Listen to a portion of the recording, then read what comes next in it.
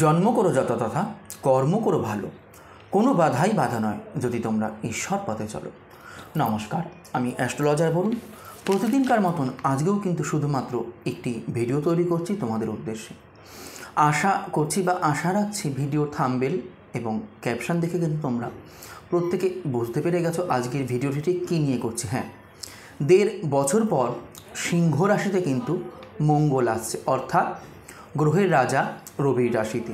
এবার শুয়ে থাকা ভাগ্য জেগে উঠবে কিন্তু 3 রাশির জাতক এবং জাতিকার জীবনে। তাহলে কোন সেই ভাগ্যবান 3 রাশি জানতে গেলে কিন্তু ভিডিওটি স্কিপ না করে অর্থাৎ না টেনে আমি বলবো প্রথম থেকে তোমরা আমার সাথেই থাকো। মঙ্গল একদিকে গ্রহদের সেনাপতি, অন্যদিকে কিন্তু সাহস ও পরাক্রমের দেবতা। রাগ, দুঃখ, সম্পত্তি, পুলিশ, সাহসের কারক এই গ্রহকেই কিন্তু মনে করা হয়ে থাকে। মঙ্গল সিংহ রাশিতে প্রবেশ করবে আগামী কিন্তু জুন মাসে। বর্তমানে কর্কট রাশিতে অর্থাৎ চন্দ্রের রাশিতে কিন্তু নিচস্থ অবস্থায় কিন্তু রয়েছে, কারণ মঙ্গলের উচ্চস্থ রাশি হলো মকর রাশি এবং নিচ রাশি হলো কিন্তু কর্কট রাশি। মঙ্গলের রাশি পরিবর্তনের সাথে সাথে কয়েকটি রাশি জাতক এবং জাতিকার জীবনে কিন্তু বিরাট পরিবর্তন আসতে চলেছে। এদের জীবনে বিশাল উন্নতিকর পরিস্থিতি কিন্তু সৃষ্টি হতে চলেছে। এইবার দেরি না করে আমরা জানব কোন সেই ভাগ্যবান 3 রাশি। প্রথম যদি উঠে আসে আমি বলবো যারা সিংহ রাশি, যারা সিংহ লগ্নের জাতক জাতিকারা রয়েছে। মঙ্গল তোমাদের লগ্নে কিন্তু অবস্থান করবে জুন মাস থেকে। তোমাদের জীবনে কিন্তু ইতিবাচক অর্থাৎ খুবই ভালো প্রভাব কিন্তু এই গ্রহদের সেনাপতি মঙ্গল কিন্তু বিস্তার করতে চলেছে।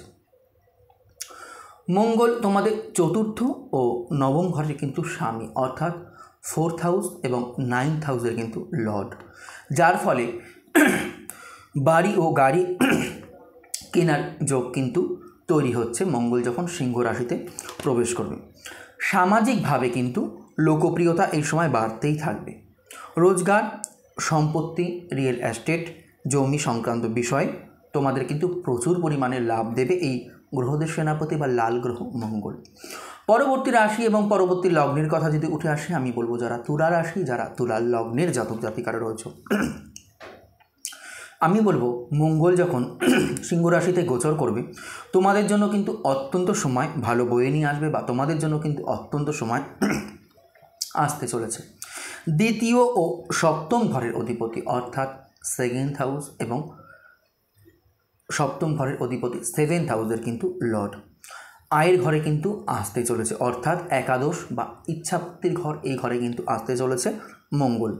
এই সময় তোমাদের আমি বলবো জোরদার কিন্তু একটা উন্নতি হবেই হবে। নতুন নতুন রাস্তা তৈরি হবে টাকা রোজগারের জন্য। কাদের? তুলা রাশি, তুলা লগ্নের জাতক জাতিকাদের জন্য। নতুন কাজের ফলে জীবন সুন্দর এবং জীবন কিন্তু সুরক্ষিত হবে। চাকরি ও প্রমোশনের জন্য কিন্তু ভালো সময় আসতে চলেছে তুলা রাশি, তুলা লগ্নের জাতক জাতিকাদের জন্য। সমাজের মাঝে কিন্তু মান ও সম্মান দুই কিন্তু বৃদ্ধি পাবে। যাই হোক, পরবর্তী রাশি লগ্নের কথা যদি উঠে আসে আমি বলবো যারা বৃশ্চিক রাশি, যারা বৃশ্চিক লগ্নে জাতক জাতিকারা রয়েছে, বলবো তোমাদের জন্য কিন্তু খুবই ভালো সময় আসতে চলেছে মঙ্গল, কারণ তোমাদের মঙ্গল কিন্তু লগ্নপতি এবং মঙ্গল কিন্তু ষষ্ঠপতি 10ম ঘরে গোচর করবে।